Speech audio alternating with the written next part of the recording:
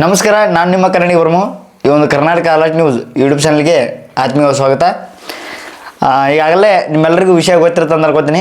ಆದರೂ ಈ ಒಂದು ವಿಡಿಯೋ ಸ್ವಲ್ಪ ಲೇಟಾಗಿ ಮಾಡ್ತೀನಿ. ಇವೇನಪ್ಪ ಎಲ್ಲ ಮುಗಿದು ಎಲ್ಲರಿಗೂ ಗೊತ್ತಾದ್ಮೇಲೆ ವಿಡಿಯೋ ಮಾಡಕ್ತಾನೆ ಅಂತ ಅನ್ಕೊಳಕ್ಕೆ ಹೋಗ್ಬೇಡ್ರಿ. ಯಾಕಂದ್ರೆ ಸ್ವಲ್ಪ ವಿಡಿಯೋ ಲೇಟಾಗಿ ಮಾಡಕ್ತೀನಿ, ದಯವಿಟ್ಟು ಕ್ಷಮೆ ಇರಲಿ. ಅದನ್ನು ಏನು ಅಂತ ಅನ್ನೋದು ನಾನು ಎಲ್ಲ ಕನ್ನಡದಾಗ ನಿಮ್ಗೆ ವಿವರಣೆ ಮಾಡಿ ಹೇಳ್ತೀನಿ. ಅದು ಪೋಸ್ಟ್ ಕೂಡ, ಯಾಕಂದರೆ ಈ ಹಿಂದೆ ಆಲ್ರೆಡಿ ಏನು ನಿನ್ನೆ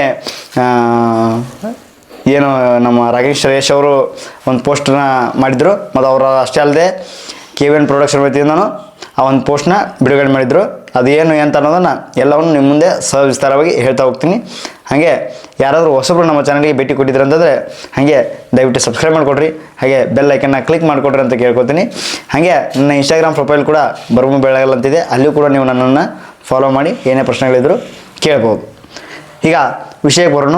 ಏನಪ್ಪ ಅಂತಂದ್ರೆ ಆಲ್ರೆಡಿ ಈಗ KGF ಏನು ಟಾಕ್ಸಿಕ್ ಸಿನಿಮಾ ಏನು ಇದೇ 19ನೇ ತಾರೀಕು ಮಾರ್ಚ್ 19ನೇ ತಾರೀಕಿಗೆ ರಿಲೀಸ್ ಆಗಬೇಕಾಗಿತ್ತು.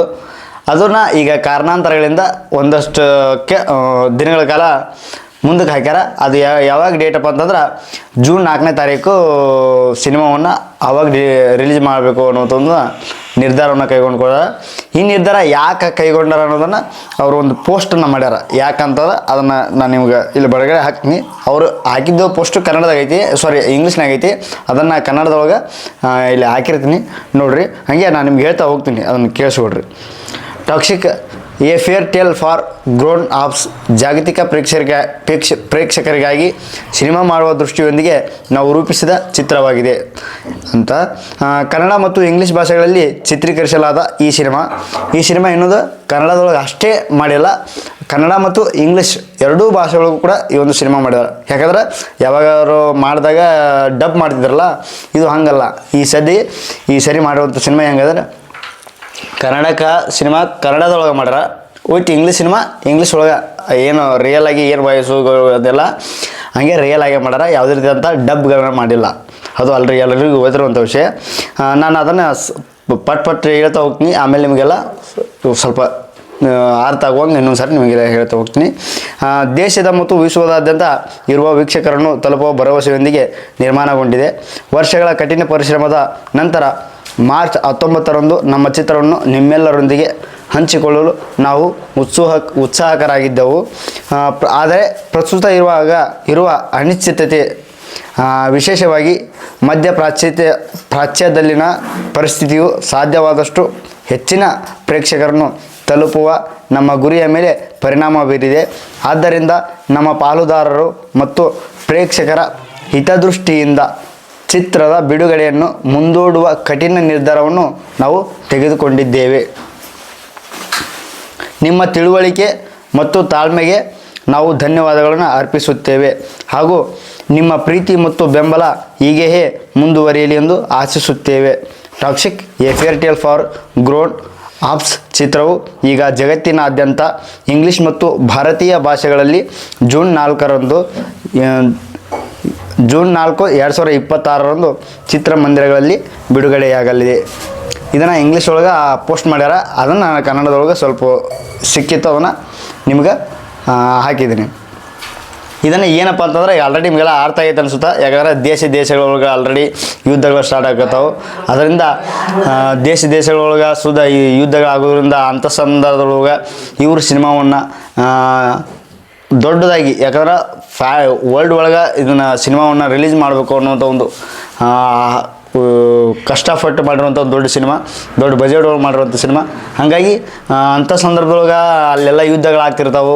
ಅಲ್ಲಿ ಮಧ್ಯಕ್ಕೆ ಬಂದ ಕೇಸಿ ನಮ್ಮ ಸಿನಿಮಾ ನೋಡ್ರಿ ಅನ್ನೋದು ಒಂಥರ ಸರಿ ಆಗಲ್ಲ. ಯಾಕಂದ್ರೆ ಅದು ಎಲ್ಲರಿಗೂ ಯಾವುದೇ ರೀತಿಯಲ್ಲಿ ಜೀವನಕ್ಕೆ ಅಂತೇಳಿ ಒಂದಷ್ಟು ಜೀವನವನ್ನು ಕಾಪಾಡ್ಕೊಳ್ಬೇಕು ಅನ್ನುವಂಥ ಸಂದರ್ಭದೊಳಗೆ ನಾವು ಈಗ ಸಿನಿಮಾ ನೋಡ್ರಿ ಅನ್ನೋಕೆ ಸರಿ ಅನ್ಸಂಗಿಲ್ಲ ಅದು. ಹಂಗಾಗಿ ಅವರು ವಿಚಾರವನ್ನು ಮಾಡಿ ಮಿನಿಮಮ್ ಏನಿಲ್ಲಂದ್ರೆ ಒಂದು 2 ತಿಂಗಳವರೆಗೂ ಯುದ್ಧಗಳು ಇದು ಅನ್ನೋದೊಂದು ಇದ್ದೇ ಇರ್ತೈತಿ. ಅದಾದಮೇಲೆ ಮುಂದೆ ಮತ್ತೆ ಜನರು ಸರಿ ಹೋಗ್ತಾರೆ.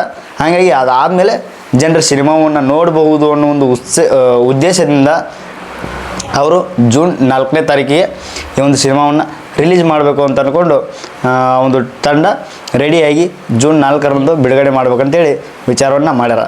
ಇದು ನಾವು ಕೆಲವೊಂದಿಷ್ಟು ಜನಕ್ಕೆ ಕಾಂಟ್ರವರ್ಷನ್ಗೆ ಒಳಗೂ ರೀಕ್ರಿಯೇಟ್ ಆಗಬಹುದು, ಆಗಿರುತ್ತೆ, ಆಲ್ರೆಡಿ ಆಗೈತಿ ಅನ್ಕೊಳ್ತೆ. ಯಾಕಂದ್ರೆ ಇದೇ ಮಾರ್ಚ್ 19ನೇ ತಾರೀಕು ಧುರಂಧರ ಪಿಕ್ಚರ್ ಅವರು ಬಿಡುಗಡೆ ಆಗಬೇಕಾಗಿತ್ತು. ಈಗ ಅದ್ರ ಸಲುವಾಗಿ ಕಾಂಟ್ರವರ್ಸಿಗಳು ಆಗಬಹುದು. ಸತ್ಯವಾಗಲೂ ಹೇಳ್ತೀನಿ, ಅವ್ರ ಉದ್ದೇಶ ಬೇರೆ ಐತಿ.